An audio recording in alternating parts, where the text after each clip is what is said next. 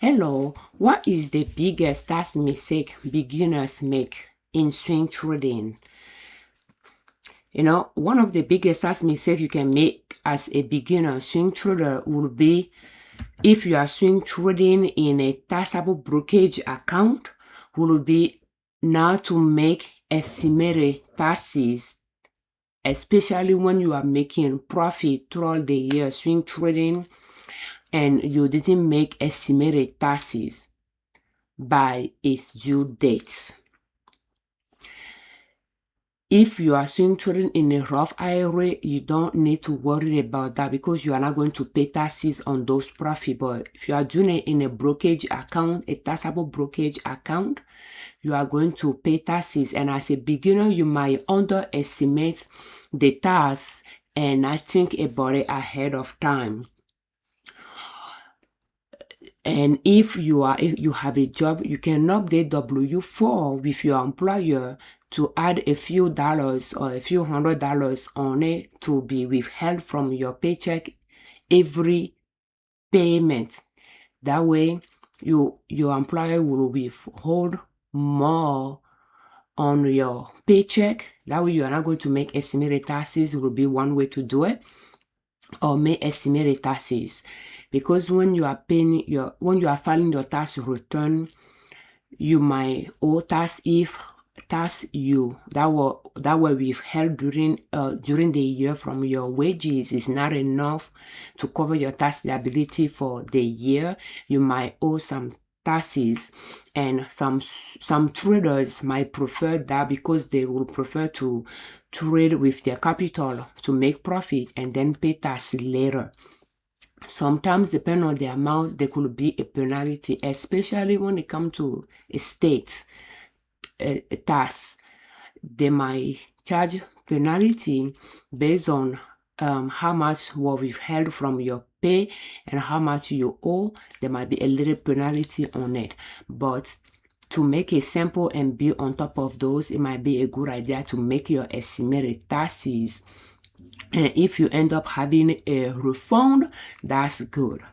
That's capital you have there that you can reinvest when you get it, and then adjust from there. So that will be, the biggest tax mistakes that a beginner can make. Underestimate or not knowing that they need to make estimated taxes and when they need to make that. And once you think about paying those estimated taxes, you'll be able to know where to pay them and when to pay them as well. So that will be what I can think about. What about you? Is there any bigger tax mistake that can be made? I know that toward the end of the year, some might try to sell stocks that are underperforming so that they can decrease the profit they made on their during the year. But if there is a chance that stocks will bounce back, you'll have profits. There is no point of selling it because of that. Personally, I don't sell stocks at a loss, but unless they are doing their own merger and liquidate the stocks at the price it was selling at that time, and I have a loss on it. But this year, I sold a stock at a loss intentionally because I have it for some years now, and I think it went through a type of bankruptcy, so the price dropped quite a bit. So chances are for that stocks to come back will be low. For that reason, I told my husband that I'm going to sell that stocks and just lock in that loss, because if it goes bankrupt, I'm not going to have that realized loss to go against my profits, at least from prior year experience. If it went bankrupt completely and zero out in my portfolio, I'm not going to be able to claim that the loss is not going to be realized to go against my profit, if I recall right. But if I just sell it, I can realize that loss to go against this year profit. So that is something new that I did this year. But that is something to take into consideration if you have those stocks that you know that there is a minimum chance that you'll be profitable in, even if you kept it for years, to sell them and lock in those losses to decrease your overall profit during the year. But other than that, the way I swing trade is like a type of investment. So I'm okay keeping the stocks in the portfolio for more than a year if there is a chance it'll go back up. Meaning I purchased it when it was on its way down.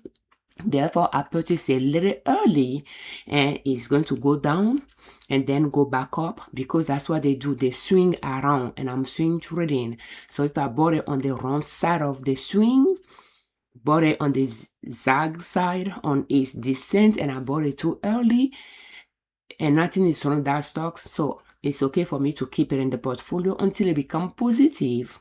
And then I sell it, and I learn that I didn't buy at the right side of the swing, and learn from that. So for those type of stocks, I don't sell them. I just let them be, even that will be a year or two, because some stocks can take a year to come down, 2 years to come down, or even more to come down from the top of the mountain.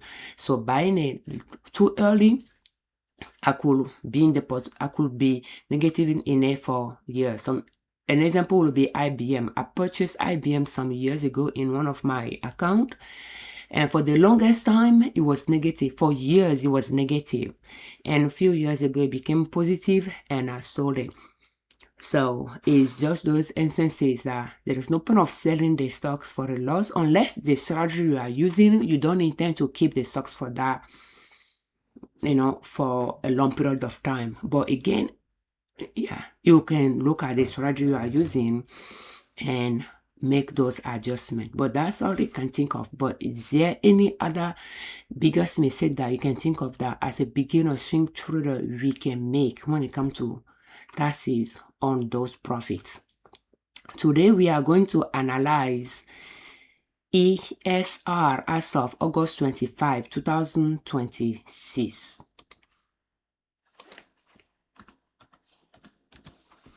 Okay, so when we are looking at EXR, just like the talking about taxes, you can see that it from this top of the mountain, it took quite a bit of years to come down. It took 2 years to come down, and it is still wandering around here.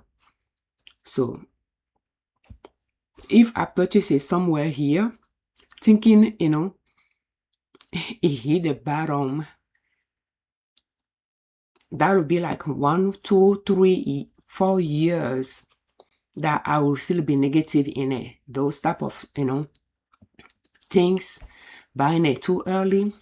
If it's going to go back up, there is no point for me selling it. So when we are looking at this point, as of August 25, 2026, I will say it will go back up, because we have this support line passing by the valley of the chart and is uptrending for years.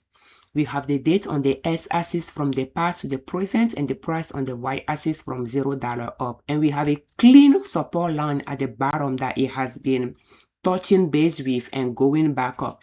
Even 2020, it respected that line. It didn't go far below.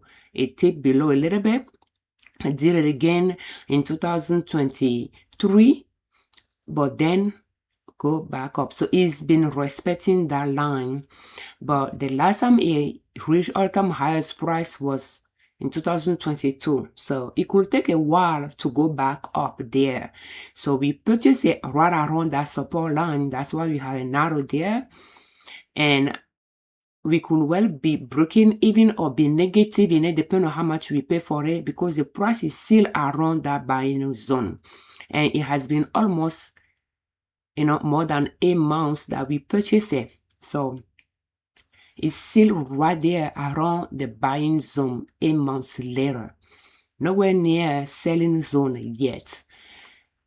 So that will be the analysis of this stock. Is one of those stocks around that is slow grower. Is growing steadily, but is slow grower. So it is more like an investment type of stocks, in the sense that it can take years to go up, years to come down. But we are seeing here that we have 2 years of climbing up,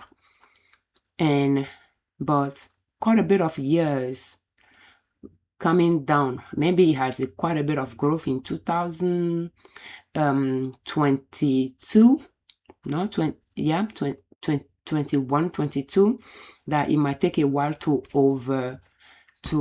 go past that hype. We don't know, but we are just going to keep it in the portfolio and keep an eye on it. So thank you so much for watching. We thank you very much for your time. Thank you for all your comments, and we thank you very much for subscribing to our channel. I'm Afiavi, and on our channel we share different ways to save money, different ways to make money to reach your financial independence. And swing trading could allow you to create another stream of income. Just as small, and slowly you will get there. And if you are making estimated taxes, will you please keep a record of those payments and how much you pay and when you pay, because you will need that information when you are filing your tax return to put those dollar amount in the software and the dates you pay them in the software as well. So just keep a record of those, so you do not forget reporting those payments so that it can be accounted for you. So thank you so much for your time. As a disclaimer, I'm not a financial advisor. I'm not a professional trader. I just swing trade in my husband and I joint account, pursuing our financial independence goal, and I like to share my learning experience with you so that if you find some tips useful, you can customize them to fit your personality type, your risk tolerance, and implement them in your own financial success journey.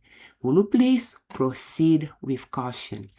For more videos in this series, will you please check the playlist in the description of this video, how to start swing trading step by step using long option lines, and it included over 200 videos in this series to cover all the questions related that we can answer to explain our swing trading strategy.